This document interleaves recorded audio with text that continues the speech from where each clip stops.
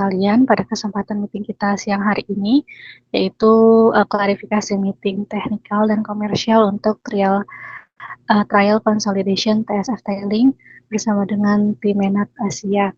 Dari user sendiri, di sini sudah bergabung bersama kami, yaitu Bapak Azwar Satriawan selaku Manager Study and Development. Lalu sudah hadir juga Bapak Galiswana selaku Senior Engineer Geotechnical Study and Development. Lalu sudah hadir juga dari tim Promisco, yaitu Bapak Hendriawan. Lalu sudah hadir juga dari tim Menard, yaitu Bapak Fikri, Bapak Dayu, dan Pak Fikri Rahmadan. Serta sudah hadir juga dari tim saya sendiri, yaitu saya, Intan, dan Bu Nindita. Agenda pada meeting kali ini yaitu akan membahas terkait dengan proposal yang sebelumnya sudah dikirimkan oleh tim Menard untuk trial consolidation TSF Tailing. Namun untuk bagian komersialnya nanti akan dibantu jelaskan oleh Pak Azwar.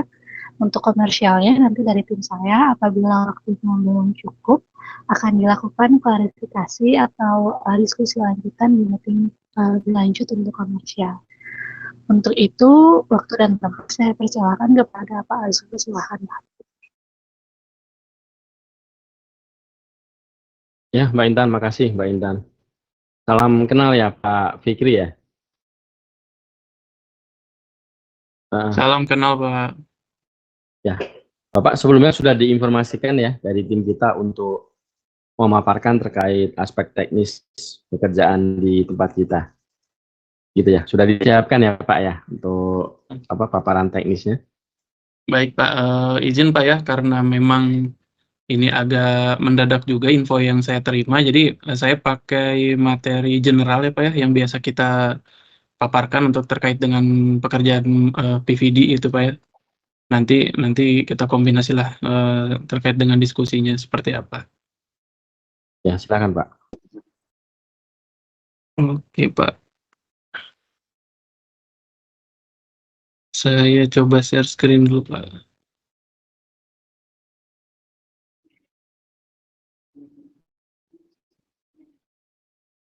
Sudah terlihat Pak screen saya ya.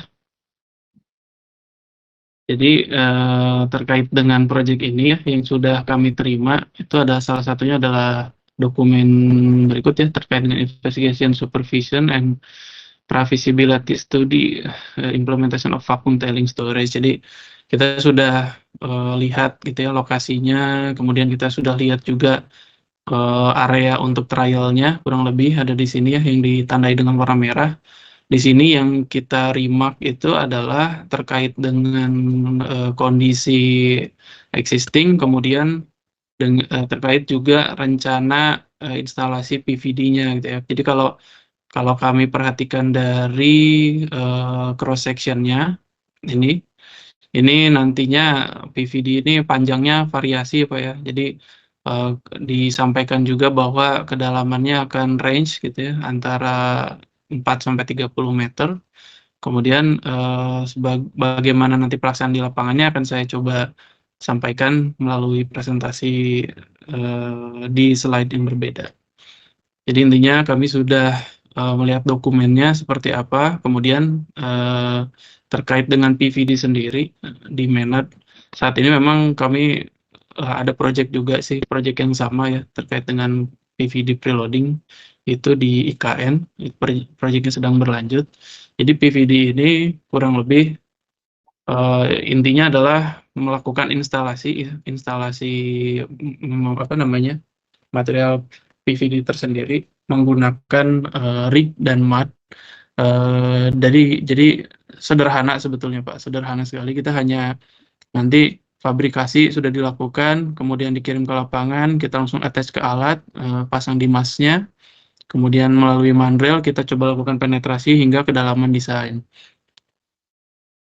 Kemudian PVD itu sendiri nanti di atasnya terbagi atau menjadi dua gitu ya, ada PVD dan PHD.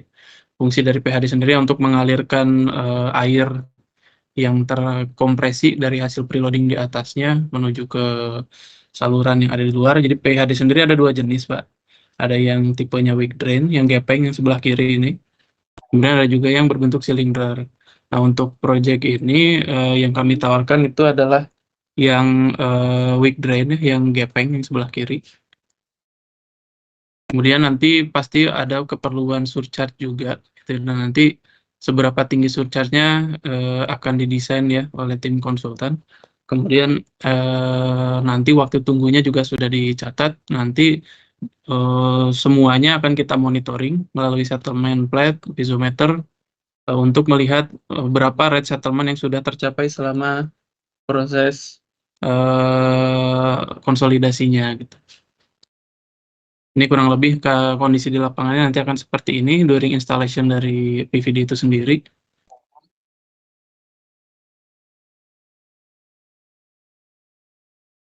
Kemudian sebentar Pak ya, ini ada gangguan. Oke. Jadi kurang lebih ini videonya gitu ya. Jadi kalau gambarannya proses instalasi PVD itu sangat cepat gitu ya. Untuk satu titiknya itu biasanya tidak sampai 1 menit tergantung dari kedalamannya. Jadi kalau dilihat dari record kami waktu melakukan instalasi kemarin, project terakhir itu untuk satu titiknya, let's say kita punya kedalaman 6 meter gitu, 5 meter itu 10 detik aja udah selesai gitu, jadi udah pindah titik gitu. Ini prosesnya sangat cepat, kemudian nanti setelah PVD-nya terinstall, kita akan connect dia dengan PHD. Nah, ini adalah proses pemotongannya. Jadi ketika mandrelnya sudah mencapai kedalaman desain, kemudian mandrelnya ditarik ke atas, kemudian kita potong secara manual. Jadi nanti kurang lebih hanya ada 3 worker yang bekerja di area dekat dari PVD mask-nya, yang satu untuk mengarahkan ke titik titik demi titiknya, kemudian satu lagi bertugas untuk memotong material PVD. Kemudian selanjutnya terkait dengan pemasangan, nah ini contoh pemasangan di lapangan. Jadi cukup cepat ya, jadi tidak. Nah ini contohnya, jadi dia hanya perlu install, nusuk sampai kedalaman. Nanti di kabin sini operator bisa membaca berapa drilling pressure yang terjadi saat pemasangan itu nanti kita jadikan sebagai kriteria dari kedalamannya. Ini contoh PVD yang sudah terinstall di lapangan, kurang lebih seperti ini. Kemudian nanti setelah PVD yang terpasang, kita akan gelar PHD-nya atau horizontal drain, yang mana nanti horizontal drain-nya akan disambung ke PVD. Jadi nanti ketika airnya keluar dari PVD, langsung tersalurkan menuju ke PHD-nya. Ini kurang lebih nanti materialnya seperti ini. Jadi PHD-nya sendiri punya spesifikasi tertentu gitu ya, untuk menjaga gitu agar si rongga-rongga di dalam PHD-nya itu tidak mampat gitu ya akibat dari penimbunan di atasnya. Dan ini kurang lebih nanti penampakannya akan seperti ini. Nah, kurang lebih seperti ini nanti ya secara gambarannya. Kemudian nanti juga di dalam proses surcharge fill sebetulnya pasti PVD ini akan mengalami buckling ya, tapi sebetulnya buckle yang terjadi di PVD itu tidak menurunkan kemampuan dia untuk menyalurkan air. Sebetulnya ini sudah pernah dicek juga gitu. Nah, nanti kemudian terkait dengan alat-alatnya yang Menat punya itu base-nya adalah eskavator PC200, kemudian nanti akan di-attach mask-nya gitu, di mask dan bracket-nya. Kemudian nanti ada beberapa data yang cukup penting itu adalah data logger dari Jan Lutz. Ini adalah alat yang bisa melakukan kontrol terhadap pressure. Jadi kalau kita tadi kan kedalamannya beda-beda Pak ya.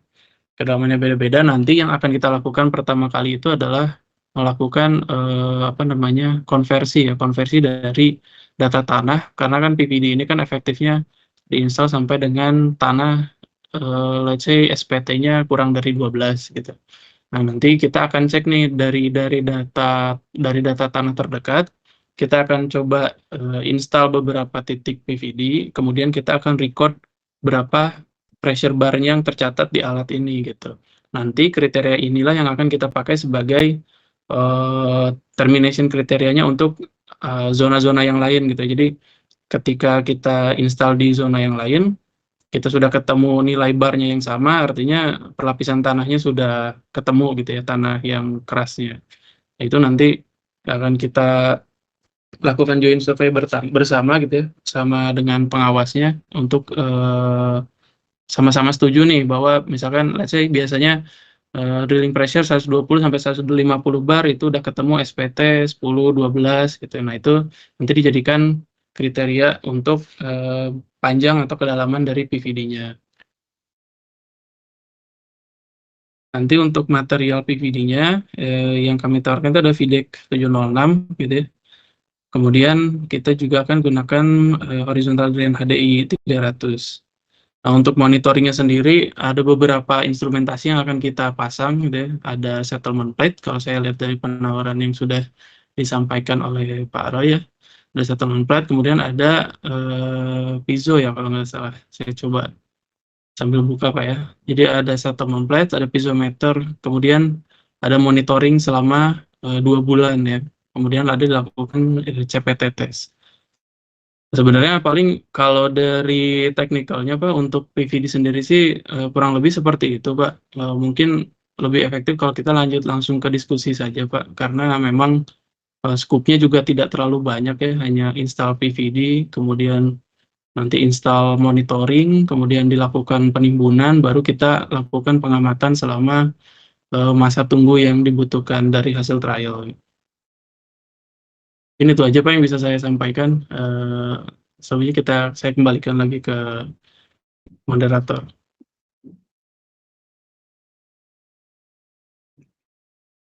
Baik, terima kasih Pak Fikri atas penjelasannya. Selanjutnya masuk ke sesi tanya jawab kepada Pak Azwar dan tim Promisco. Apabila ada yang ingin diklarifikasi, waktu dan tempat saya persilahkan. Silahkan Pak. Pak Azwarnya lagi ke toilet sebentar. Oke. Makasih kalau gitu. Nunggu Pak Azwar atau jalan dulu nih Pak Gali? Nggak apa-apa, dari Pak Henry dulu, silahkan. Oke. Ya, terkait alat Pak ya. Jadi ini pertanyaan sama.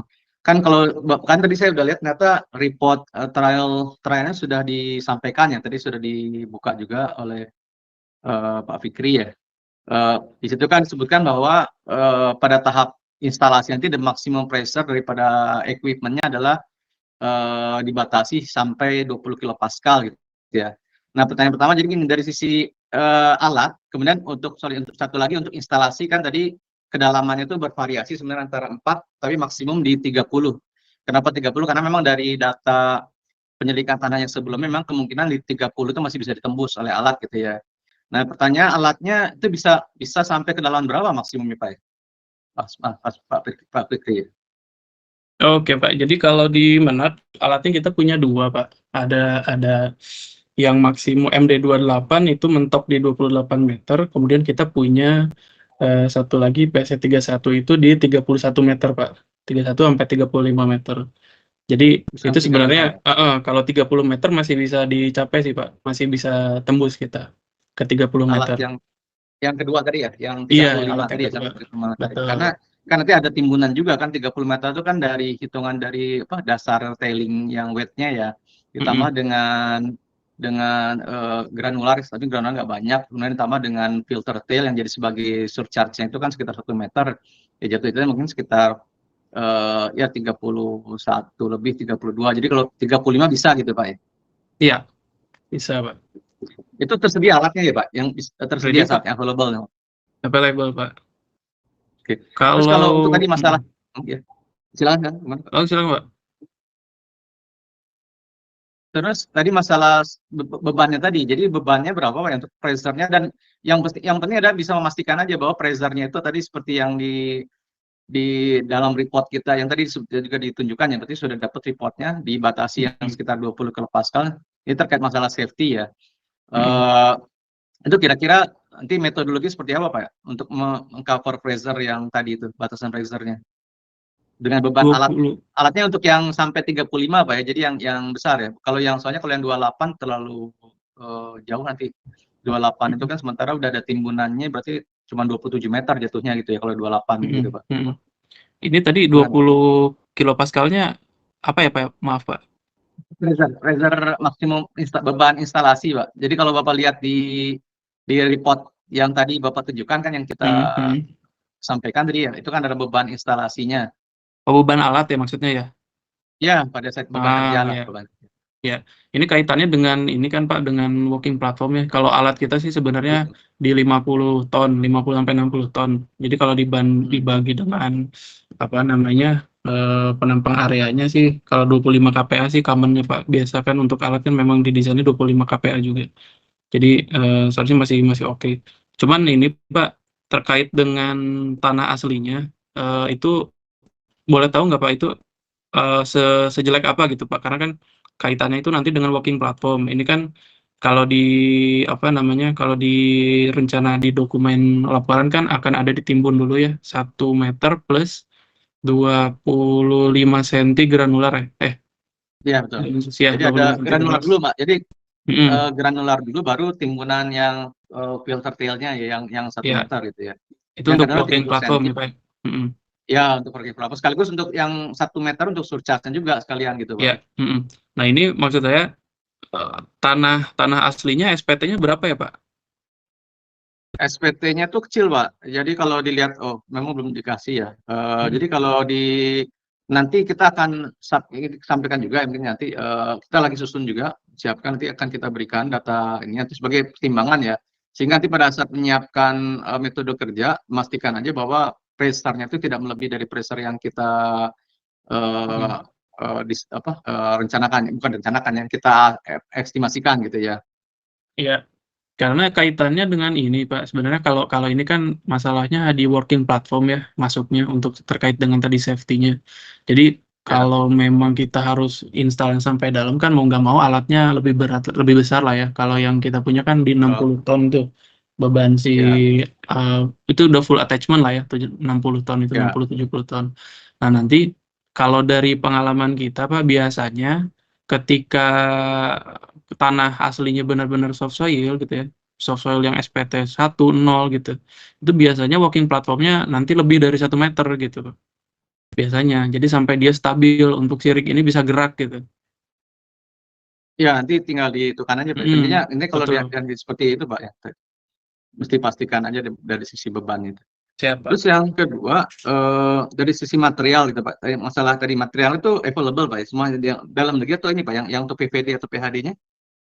Jadi kita ada import atau lokal Pak ya? Jadi dari kemarin itu kan kita kebetulan lagi ada proyek yang di KN Pak. Jadi kita masih punya material available nih Pak. Sekitar berapa ya? Tadi udah tertulis di penawaran itu kurang lebih ada 1,1 juta linear meter available Pak. Jadi untuk PVD, untuk PHD-nya 100.000 linear meter. Jadi untuk trial ini kan nggak besar ya Pak ya. Saya rasa sih cukup sih segini. Nanti kalaupun memang kurang, itu biasanya materialnya kita import Pak dari Korea. Kemudian untuk PHD Pak ya, kan kalau spesifikasi di saat kan sudah diberikan kalau nggak salah ya.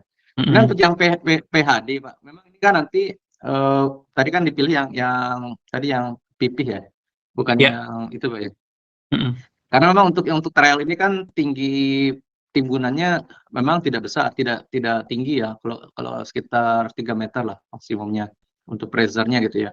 Tapi sebenarnya kan nanti targetnya ini tuh bisa ditimbun terus, jadi terus untuk penimbunan yang selanjutnya itu sampai sekitar mungkin 12 meteran gitu Pak ya. Nah itu memastikan aja pressure yang untuk PHD-nya terutama yaitu bisa mengcover sampai sekitar 12 meter itu Pak. Bisa Pak. Ini kan tensile strength-nya kita udah di atas 6 kN per meter. Elongation-nya 15%. Paling tinggi sekarang yang pernah Menak kerjakan berapa meter Pak? Yang tinggi timbunannya Pak?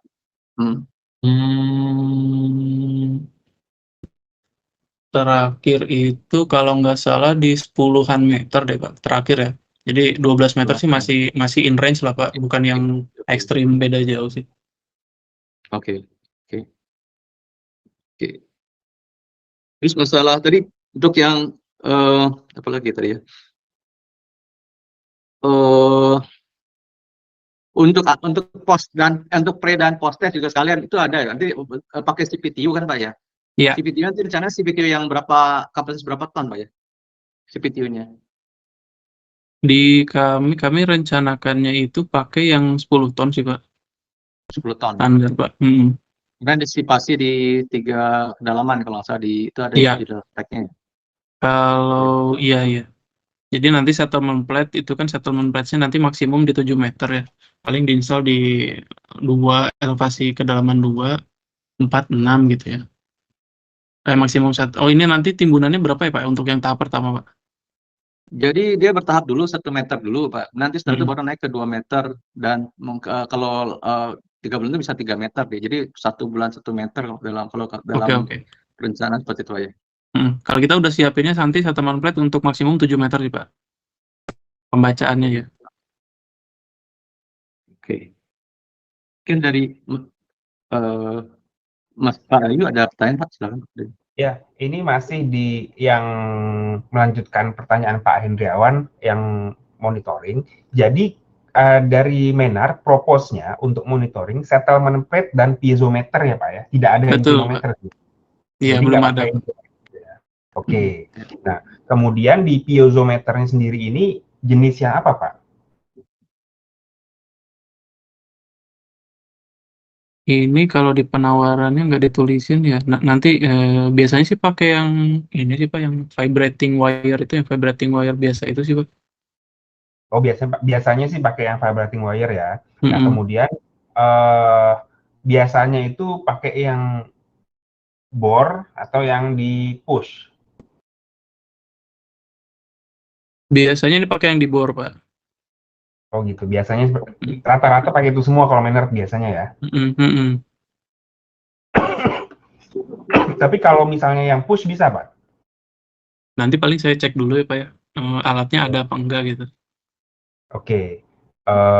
Nah kemudian plan monitoringnya bagaimana Pak kira-kiranya? Pembacaannya segala macamnya. Untuk pembacaannya ini kan ada di selama 2 bulan ya, monitoring settlement plate dan piezometernya.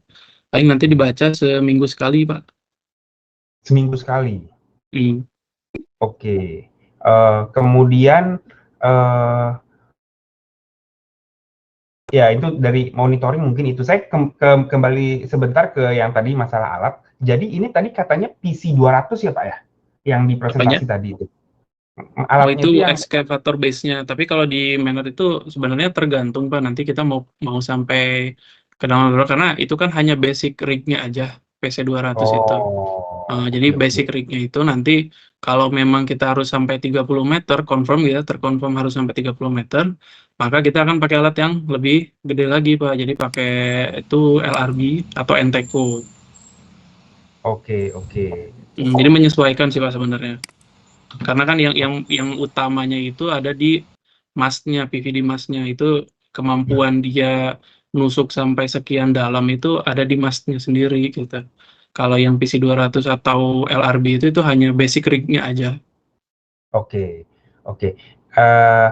Dan kemudian untuk pelaksanaannya bagaimana Pak ya? Untuk kesiapan pelaksanaannya, apakah sekarang alatnya ready atau sekarang alatnya sedang dipakai? Nah, maksudnya misalnya ada sudah keluar surat perintah kerja gitu, kira-kira berapa lama bisa ready?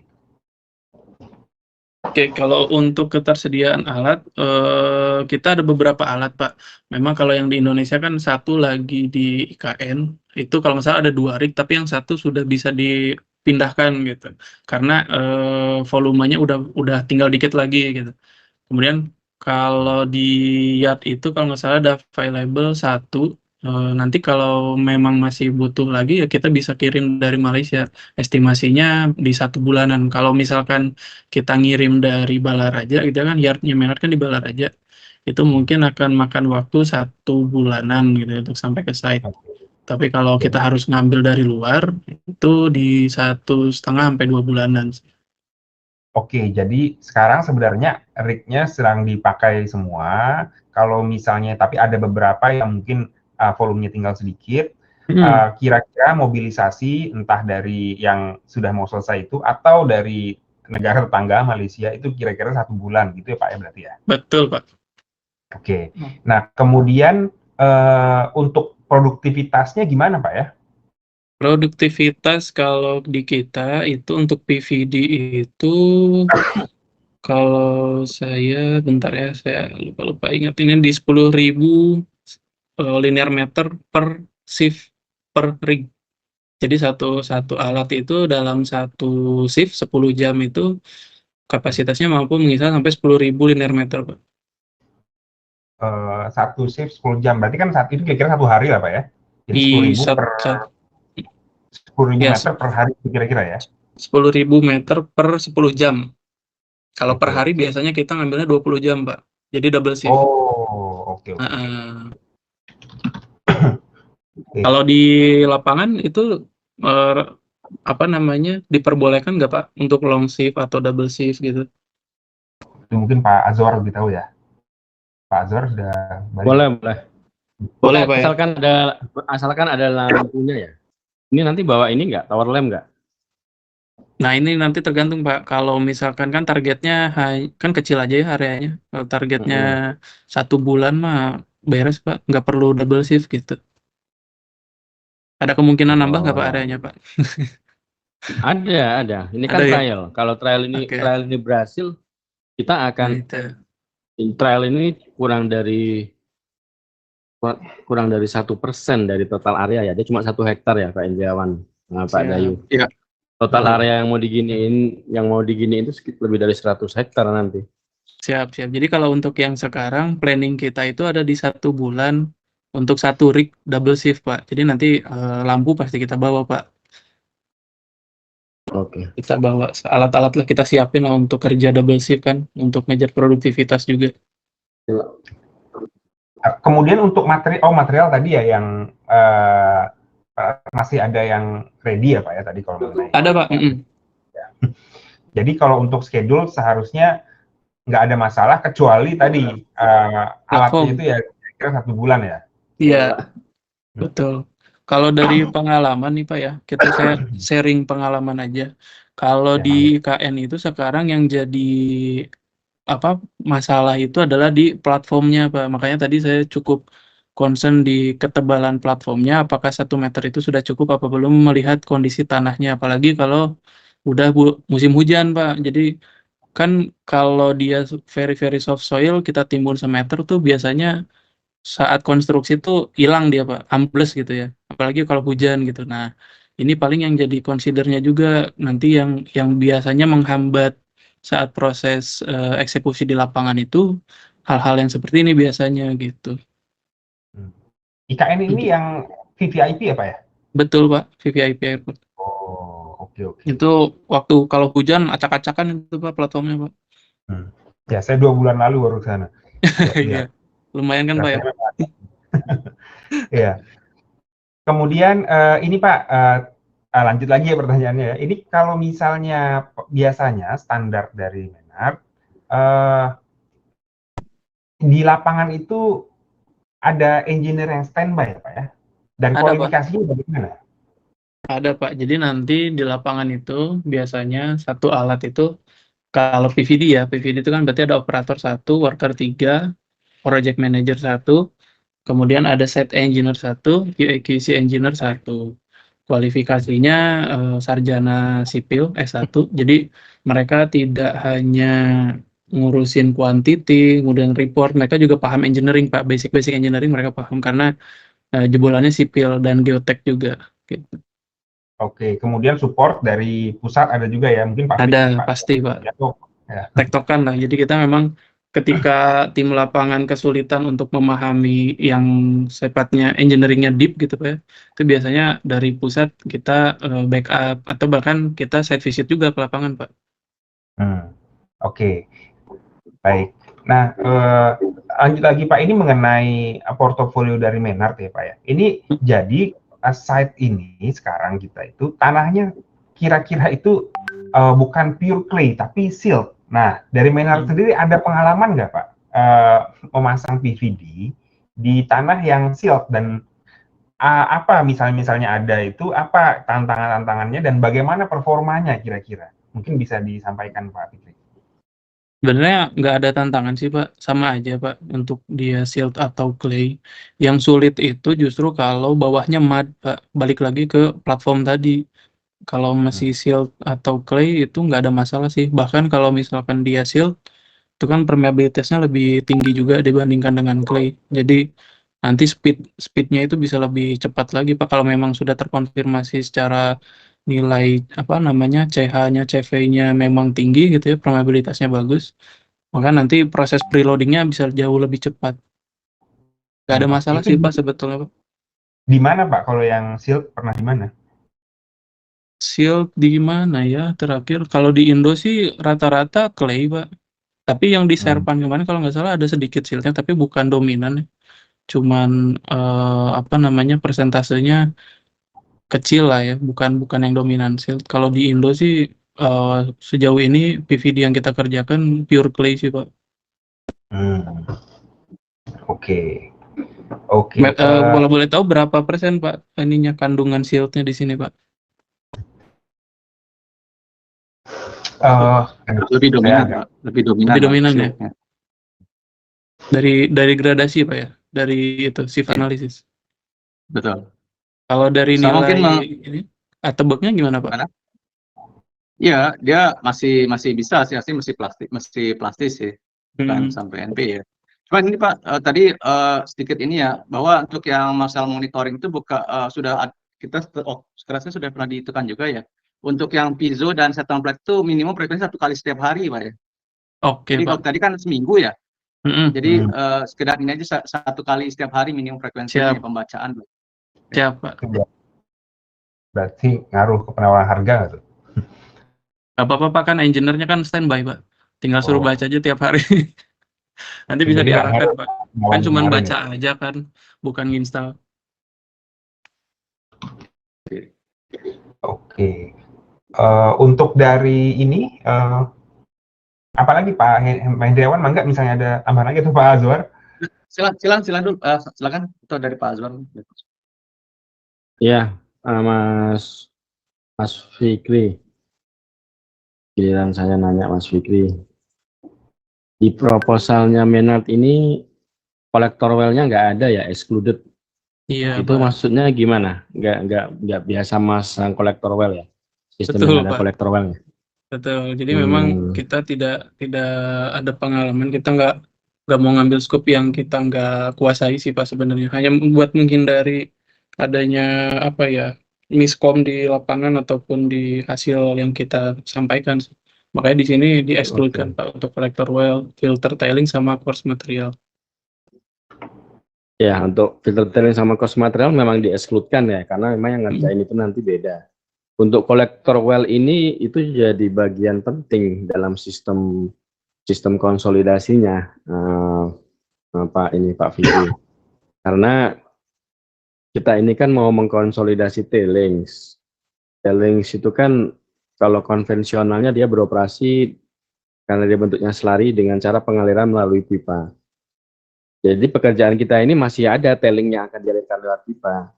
Artinya satu bagian itu kita konsolidasi, satu bagian masih ngalir tailingnya lewat pipa. Nah, artinya ketinggian proses konsolidasi kita, ketinggian preloading kita nanti dengan ketinggian tailings yang slurry itu balapan nanti. Gitu. Paham ya? Balapan paham ya? Paham ya? Kita ngasih nimbun untuk preloading, sementara di sebelah slurry tailingnya masih di slurry tailingnya masih berlangsung untuk penempatan. Nah, sementara yang mau kita konsolidasikan slurry tailing yang di bagian lain ini, yang udah kita kasih PVD, kita kasih PHD. Nah, PHD ini kan lama-lama ketutup dia, aliran free drainingnya. Nah, makanya fungsinya kolektor well ini untuk maintain, jadi supaya tetap PHD itu bisa free draining, mengalirkan air dari tailing yang terkonsolidasi, dari PHD masuk ke vertical collector well ini airnya. Nah, Sedangkan kolektor ini kita tambah terus tingginya, ngikutin kalau tailingnya makin tinggi ya nambah terus gitu. Dan nanti dipompa air dari dalam kolektor well ini berupa air yang dari hasil konsolidasi itu dipompa. Nah kalau nggak ada kolektor well berarti nggak berfungsi konsolidasi kita karena airnya nggak bisa lari kemana-mana, di bawah-bawah aja gitu. Gitu Mas Fikri, makanya ini jadi penting. Jadi kalau kita ada PVD, ada PHD, nggak ada kolektor well-nya nggak berfungsi sistem ini. Siap, Pak. Nanti saya coba diskusikan terkait ini ya, Pak, ya, terkait kolektor well. Karena memang di penawaran terakhir saya lihat di-exclude-kan gitu. Saya juga nggak ini sih, nggak copy kenapa di-exclude-kan saat itu oleh Pak Roy ya. Nanti saya coba sampaikan terkait ini, apakah bisa Menat sekalian gitu di-include-kan si kolektor well-nya gitu.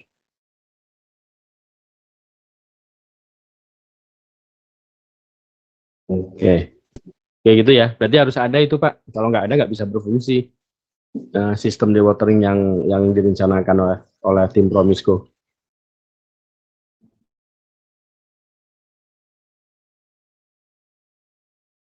Oke, kemudian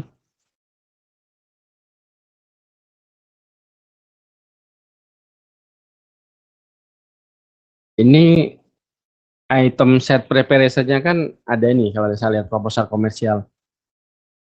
Set preparation sama occupational health and safety bisa dititilkan nggak ya ini itemnya seperti apa ya? Karena set preparation itu semua nanti kita yang ngerjain dari user yang ngerjain pakai alat-alat kita ya untuk merapikan area begini begitu, kemudian untuk tempat tim Bapak menginap juga nanti kita kasih camp di dalam gitu. Mungkin yang Bapak perlukan mungkin mau sewa mobil aja sih. Kalau terkait dengan ininya Pak, site office, kemudian dokumen-dokumen itu seperti Pak, site office lah seperti kurang lebih. Ya, ada office itu kita disediakan juga atau enggak Pak? Ya, saya bikinin office kecil-kecilan lah. Kalau enggak nanti office-nya ada ya saya bikinin office kecil-kecilan lah. Kita buatin nanti. Paling berapa orang? Paling 3-4 orang ya. Lebih sih Pak. Kan kalau ada orang-orang admin lapangan, dan segala macam juga biasanya. Orang-orang lapangan nggak perlu office kan, dia nanti pulang pergi aja ke camp. Kalau enggak area camp itu bisa jadi office ada itu loh pondok-pondok di camp itu silahkan aja kalau mau jadi tempat kumpul tim Menat, nanti saya mintain izin. Oke Pak. Ini terkait yang komersial Pak, kalau pertanyaannya detail saya sejujurnya tidak bisa menjawab Pak. Nanti saya catat dulu ya, saya sampaikan ke Pak Roy karena beliau yang nge-prepare price-nya gitu ya. Jadi terkait dengan site preparation ini biasanya sih itu di dalamnya itu ada site office Pak, yang utama itu biasanya kita ada kontainer 40 feet 2 gitu ya, satu untuk office-nya, satu lagi biasanya untuk nyimpen peralatan, bahkan 3 lah gitu ya. Jadi untuk satu lagi itu untuk istilahnya repair alat kalau misalkan ada rusak gitu. Kemudian untuk gudang juga biasanya seperti itu Pak. Jadi itu masuk ke site preparation biasanya item yang besarnya ya, selain dari kebutuhan tempat tinggal dan lain-lain gitu. Cuma nanti masukan dari Bapak nanti saya catat untuk saya sampaikan. Oke.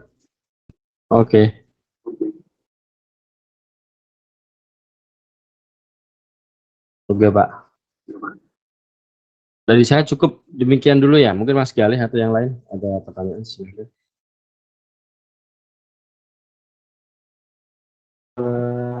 Tambahan aja mungkin Pak Fikri terkait ini kan di TTR juga ada regulasi safety ya. Kalau di Menat sendiri safety compliance-nya seperti apa ya? Kayak misalkan APD kayak begitu, seperti apa gitu compliance untuk di lapangannya?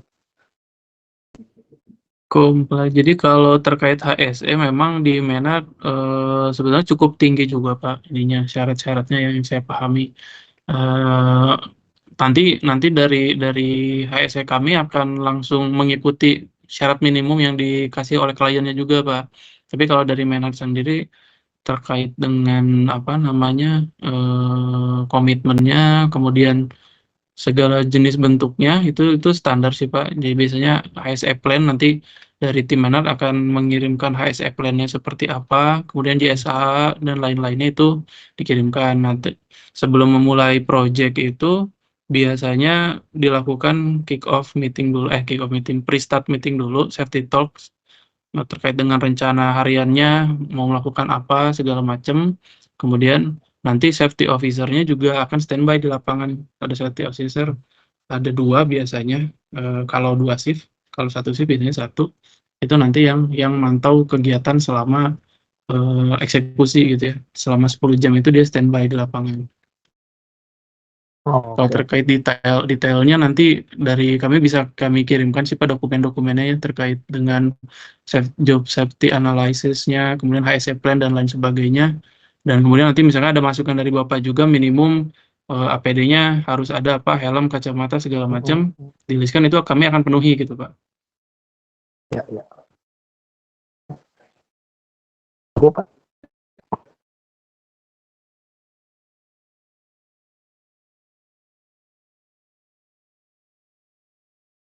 Silakan Pak Hendrawan kalau masih ada yang Kalau saya mungkin udah, ingin bentar. Input casing ya.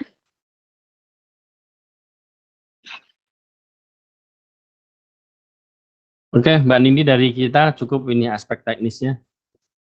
Mungkin kita serahkan lagi ke tim kontrak. Silakan Mbak Nindi. Iya, terima kasih Mas Azwar. Jadi Pak Fikri nanti berarti kita terima revisi penawarannya lagi ya sesuai yang tadi udah didiskusikan ya. Baik Bu.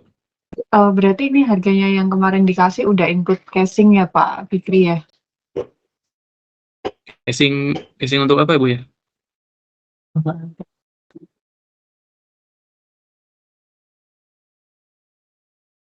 Oh sorry Pak, nggak ada casing di itunya ya? Nggak ada Mbak. Nggak ada Oke. casing. Oke Pak. Berarti itu aja kalau tadi dari Pak Fikri nggak ada informasi tambahan lagi, dari Pak Azwar dan Pak Galih juga udah cukup. Mungkin kita cukupkan untuk meeting hari ini ya Pak. Terima kasih atas kehadiran dan partisipasinya. Saya akhiri, sama siang. Terima kasih Bu, terima kasih Pak. Selamat Ya, siang. terima kasih.